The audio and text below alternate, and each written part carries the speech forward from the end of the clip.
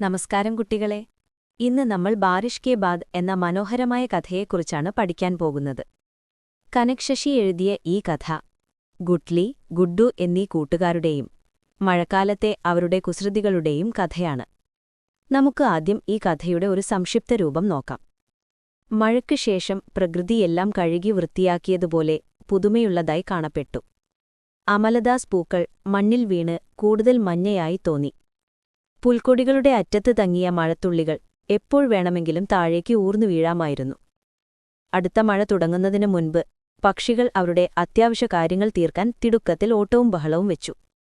കാറ്റിൽ തങ്ങിയ കുറച്ചു മഴത്തുള്ളികൾ ഗുട്ട്ലിയുടെ മുഖത്ത് തട്ടുന്നുണ്ടായിരുന്നു. ഗുട്ട്ലി അവളുടെ കൂട്ടുകാരനായ ഗുഡ്ഡുവിനൊപ്പം ചില പ്രധാനപ്പെട്ട പണികളിൽ ഏർപ്പെട്ടിരിക്കുകയായിരുന്നു. അവർ രണ്ടുപേരും ഒരു മഴക്കാലത്തോട്ടിൻകരയിൽ നിൽക്കുകയായിരുന്നു. വെള്ളം അവരുടെ മുട്ടോളം എത്തിയിരുന്നു.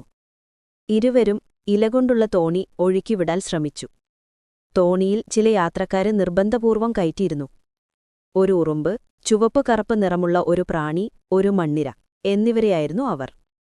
3 യാത്രക്കാർ കയറിക്കഴിഞ്ഞപ്പോൾ ഗുഡ്ഡുവിന് ഒരു ചെറിയ തവളയെ കണ്ടു. അതിനെയും തോണിയിൽ കയറ്റണമെന്നു അവൻ തീരുമാനിച്ചു. പക്ഷേ തവളയെ പിടിക്കുക എളുപ്പമായിരുന്നില്ല.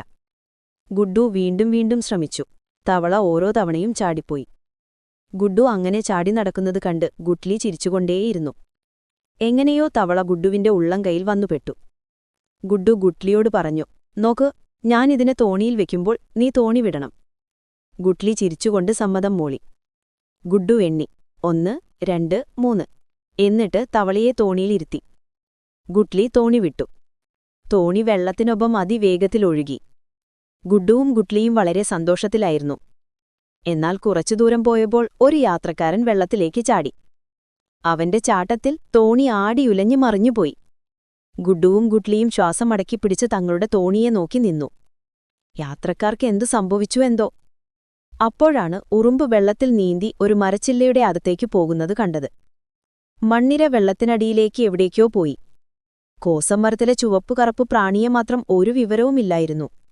ഗുഡ്ഡുവും ഗുട്ട്ലിയും കമിഴ്ന്നൊഴുകി പോകുന്ന തോണിയുടെ പിന്നാലെ ഓടി. അപ്പോഴാണ് തോണിയുടെ അടിയിൽ നിന്ന് പ്രാണിയുടെ കറുത്ത മുഖം കണ്ടത്.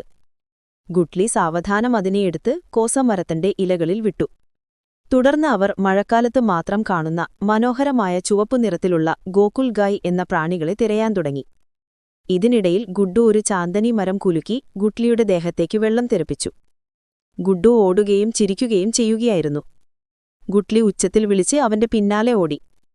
ഈ ഓട്ടത്തിനിടയിൽ ഗുഡ്ഡു വഴുതി ധം എന്ന ചെളിയിൽ വീണു. ഇപ്പോൾ ചെളിയിൽ കുളിച്ചുപോയ ഗുഡ്ഡുവും ചിരിക്കുന്നുണ്ടായിരുന്നു, ഗുട്ട്ലിയും. ഈ കഥ എഴുതിയത് കനക് ശശിയാണ്. 1980 ഫെബ്രുവരി 25 മധ്യപ്രദേശിലാണ് കനക് ശശിയുടെ ജനനം. ഇവർ എഴുത്തിനു പുറമെ ഡിസൈനിംഗ്, ചിത്രരചന എന്നീ ജോലികളും ചെയ്യുന്നുണ്ട്. ഈ ഗുട്ട്ലി തോ പരി ഹേ, തീസ് കി മുർഗി 20 മേം, ഗുട്ട്ലി തോ പരായി ഹേ എന്നിവയാണ് അവരുടെ പ്രധാന രചനകളിൽ ചിലത്. ഇന്നത്തെ നമ്മുടെ ക്ലാസ് നമ്മളിവിടെ അവസാനിപ്പിക്കുന്നു. മറ്റൊരു ക്ലാസ്സുമായി വീണ്ടും കാണാം. ബൈ.